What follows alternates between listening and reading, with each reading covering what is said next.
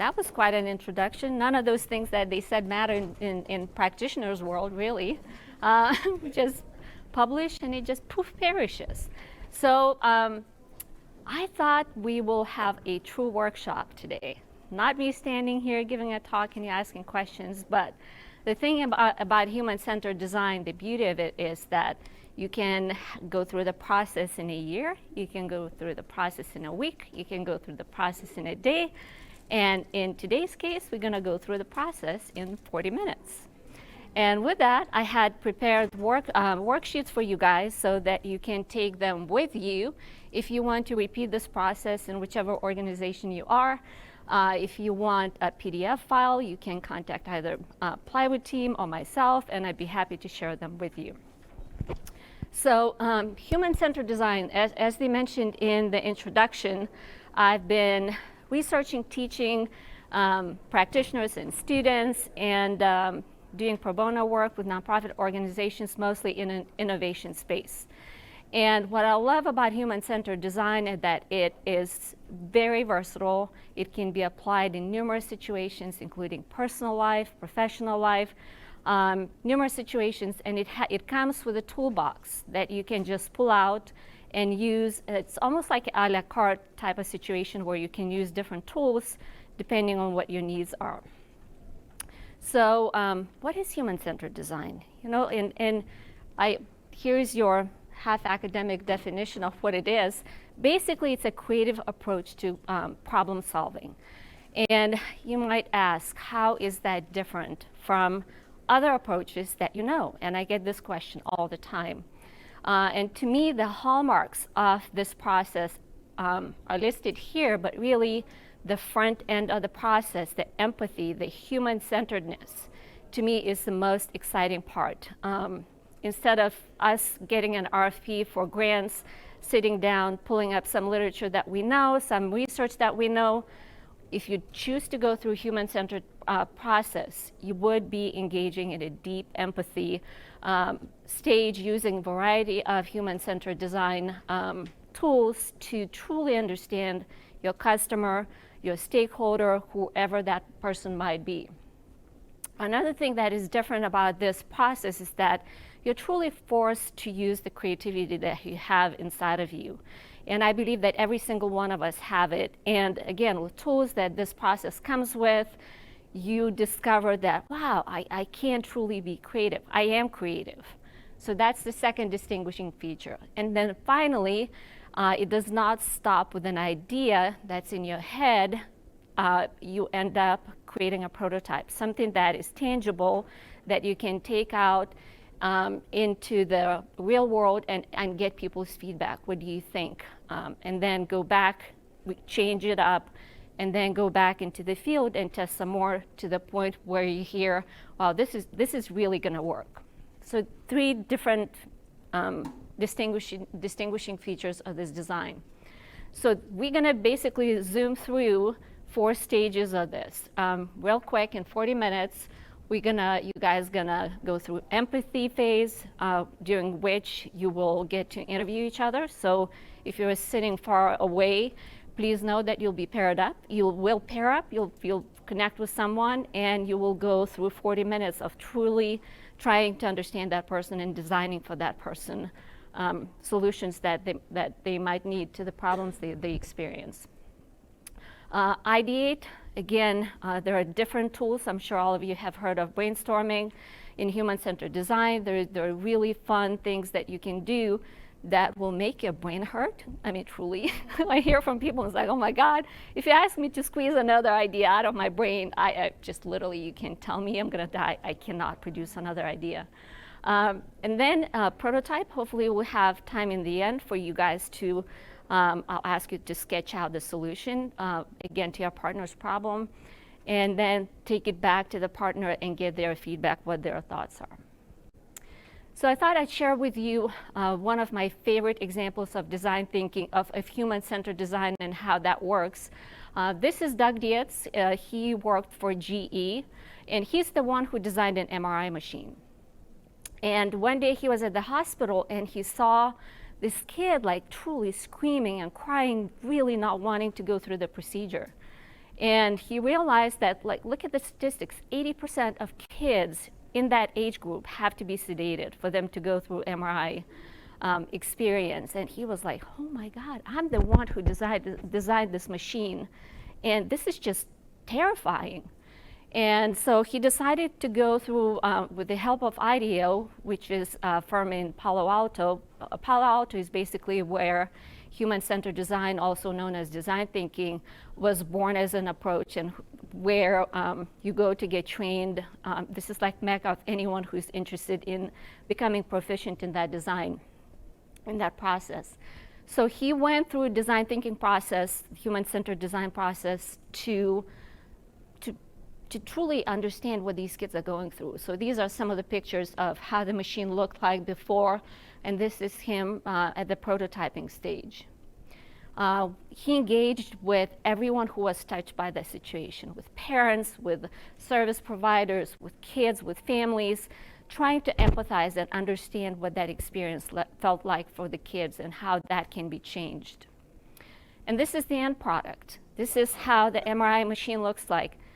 And you go, what is so complicated, right? You would think, you think kids, you think playground, you think fun.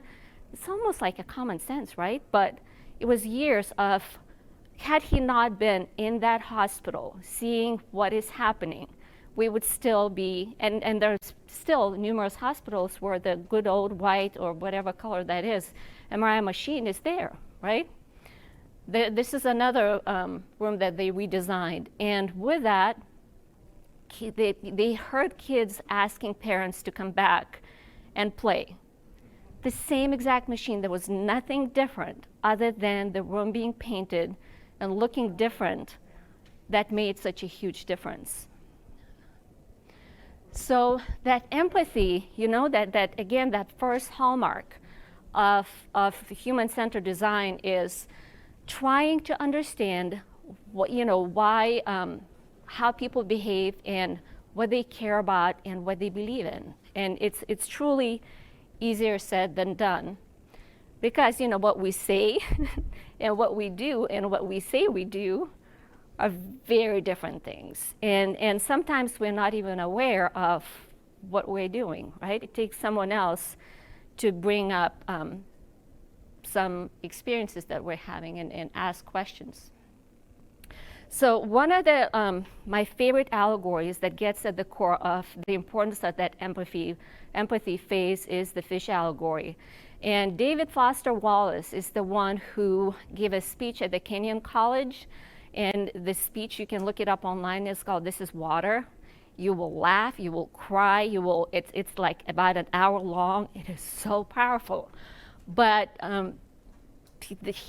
he's the one who came up with this fish allegory, and he said there are, and I'm sure I'm not getting it 100% right, but the essence will be there.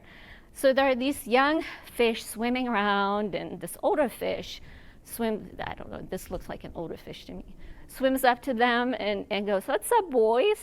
How's the water?" And they're like, "Yeah, whatever," swim away. And they look at each other and they go, "What the hell is water?" Right?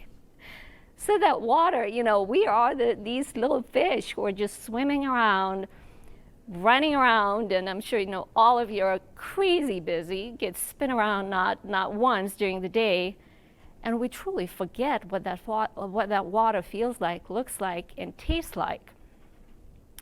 And so through that, it's our job as program designers who work in like any space really, but especially in nonprofit space, where we have clients who, you know, experience deep issues and challenges.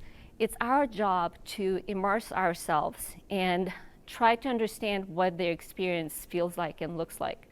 Some of the ways in which, you know, interviewing and observations are very simple ways in which you can go about doing that. Looking within the organization, right? How your employees, how your staff, how the insiders, how they experience that situation. Also looking at customers, clients, stakeholders who have say in how your programming is being delivered. Also, another approach is extreme users. That is really interesting, looking at who is committed, all in, and looking at someone who would never show up at your on your premises or would never use your services, and trying to understand why that is. You know, why you have someone who's extremely committed and you have someone who doesn't really buy in or care. Desk research, very simple. Google is your best friend. What is out there? You know, white papers. I'm not even talking about academic papers. What does the web tell us about the issue? What do we know? A simple example from, and I was like trying to think of different examples that I could share with you guys. The one that, you know, for me as a mom, one of the frustrating experiences, and I'm sure you women or men can relate to that, packing lunch for kids. I mean, I hate it with passion. And my son would come back and the lunchbox would be still full. I'm like, what is the story? I'm packing the best lunch for you. And I'm like, I'm done. I said I was done for years, and that day I was like, done. Our budget is shrinking. I'm buying you the best. I'm not doing that anymore. Well, guess what? I started watching him pack his own lunch, and it was not even half of what I was packing. So it was overpacking. And then I'm like, why are you packing half? This is not enough. And then he was like, well, we have like 10 minutes to eat. I'm like, what do you mean you have 10 minutes to eat? That's all we have. That's the recess time that we have. We don't have a break. That's all I have. And it's my social time. It's my time to talk to my buddies. And I'm like, well, had I known this 3 or 4 years ago, I would have, number one, saved me a lot of money and time and frustration. And all it took was like to get to the point where I'm like, okay, I can't do this anymore. Well, had I just asked them, it would have been a very different experience for both of us. So with that, again, the worksheets that I prepared for you guys will walk through. There are 5 worksheets, and they are tied to every process, step in the process. And again, why I'm doing this, going to trainings and conferences is exciting, but you'll go to your office and there'll be a gazillion of calls and emails, and then all that exciting information will sit on the shelf. With this, I hope you will get to see the value of going through the process, and you'll have something tangible that you can share with your organizations or staff, with your family members, what have you. So I will set the timer, and it'll be like literally 3 minutes, 2 minutes, 5 minutes for the time's sake. But we will start with that empathy phase, right? Trying to first look at ourselves to see what work-related pain points you all have. You know, take this luxurious 5 minutes to think about, you know, the closest to the bullseye, the more painful the issue is. And there is no issue that's too small to put it on there. It can be that you're just aggravated with somebody burning popcorn in your office. You know, it can be, if it gets to you to the point where it deserves to be in the bullseye, that's where it belongs. So I'll set 5 minutes for you to think about this, and using this worksheet individually, yes. And then I'll tell you when you guys, and after that, you'll pair up, and I'll tell you what we're doing next. Is it clear what I'm asking you to do? Everyone has a worksheet? Everyone has a writing utensil? We need one. Yes. It can be 2, it can be 1, it can be 50, right? It can be. So it's in the circle, it's like really. Yes, the bullseye is like, not good, right? And the further out you are, the more like, it's kind of bad, but not quite as bad. All right. How is that for you? Good? All right, just wait until you get to talk about this. So if you would, I would prefer it if you paired up with someone whom you have not met, so that you make a new friend and leave this room having met somebody new. And the next worksheet will be the start of a true empathy phase. So we will have, each one of you will have 5 minutes to share your pain points. And I would start with the ones that are right in the middle, right? The ones that you would really like to understand better and to leave this room having some solutions for. So first, each one of you will have 5 minutes. So the first person who goes will share what's on their list. And here's one technique I want you to practice. It's called 5 whys. And that's one of the human-centered design tools. And that is something that will help you disturb that water, right? To help that person to understand, dig deeper under, what is under this. So if for example, if I said, why aren't you eating this food? And he might give a response, and then you go, why is that? And then the person will give a response, and you can keep saying why, or if it doesn't work, if it feels a little too scripted, just come up with a different question. But I'm asking you to try and ask 5 questions, right? To get deeper and deeper and deeper into the issue, trying to understand that issue. Making clear? Is it clear? So first one, this is where you will write, whoever is listening will use the second worksheet to write down the pain points that you want to focus on.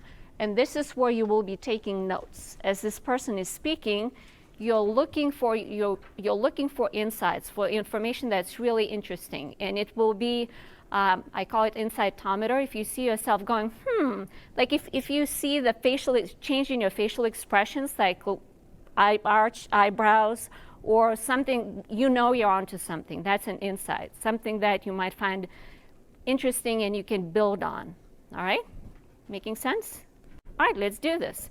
So let's pair up real quick.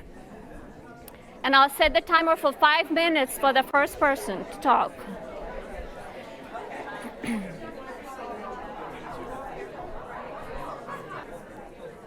Time's up. We're moving on to the worksheet number 3. See? Isn't it good? Good stuff.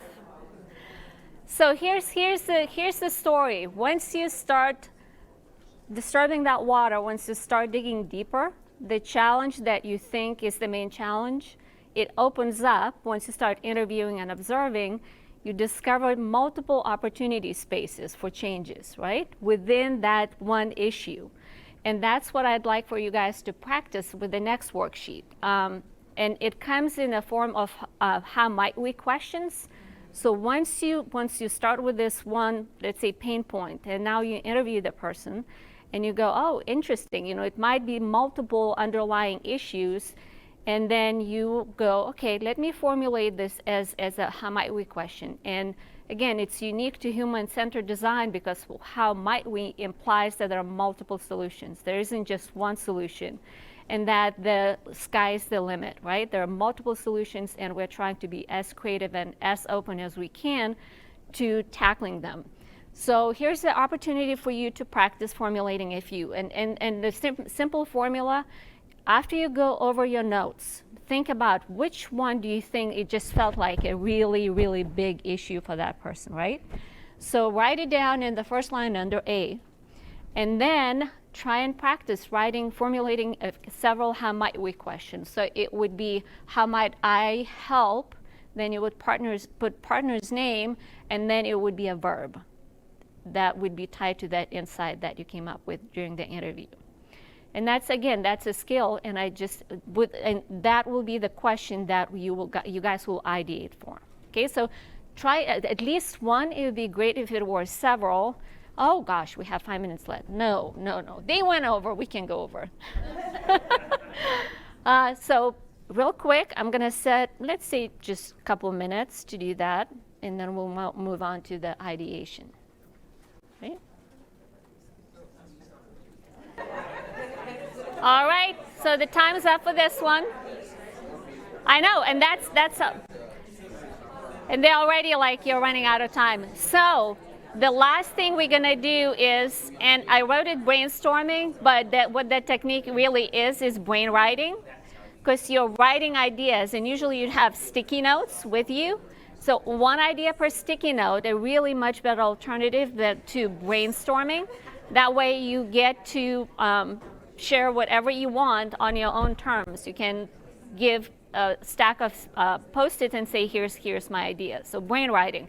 So if you would, with the how might we question that you listed, brainwrite as many ideas as you can think of to to solve the issue that is part of the how might we question. Once you reach the point where you think, I cannot generate another idea, here are several prompts for you, right? Think about something that that person could do tomorrow. Think of how would Chef Ramsay handle the situation. And this is called the alternative worlds technique, where you're putting yourselves, like you're putting a completely different hat on and thinking, how would somebody in a completely different space would approach this? And you can use this with any kind of persona you can think of. Then how would Chick-fil-A do it, right? How would, if your idea only worked, this is supposed to be 12:13 p.m. a.m. to 12:15 p.m. How would that work? Just a few, giving your brain some parameters to focus on once your own brain runs out of ideas is really helpful, and will force you to come up with additional ideas. All right? So let me set, probably going to be the final 5 minutes, but brain list your ideas, and then share them with your partner once you're done doing that. Yes. No, you're generating ideas for your partner, not for yourself, for your partner.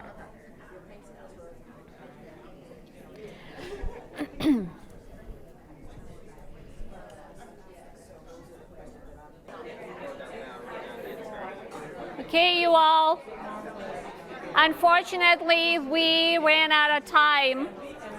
If you would, share y'all's, exchange contact information and phone numbers, and see if you can continue this work, like during lunch, after lunch, during breaks. There'll be a networking break. But the first step would be for you guys to schedule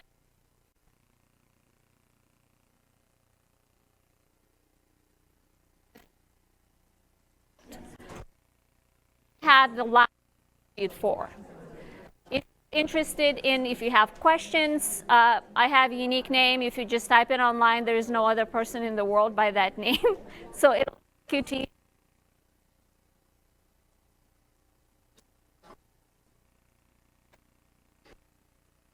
Hey,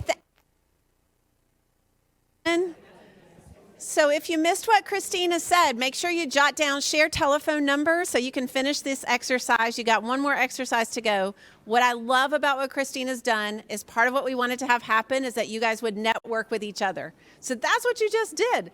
And now you get to help each other maybe solve a pain point in your organization. Kristina, thank you so much for taking the time to do this. We have a speaker's gift for you. Thank you. And yeah, thank y'all for showing your appreciation to Kristina. I'm sorry, you have like 5 minutes to get back into the main space. Yeah, I know, we're moving fast today, but great content.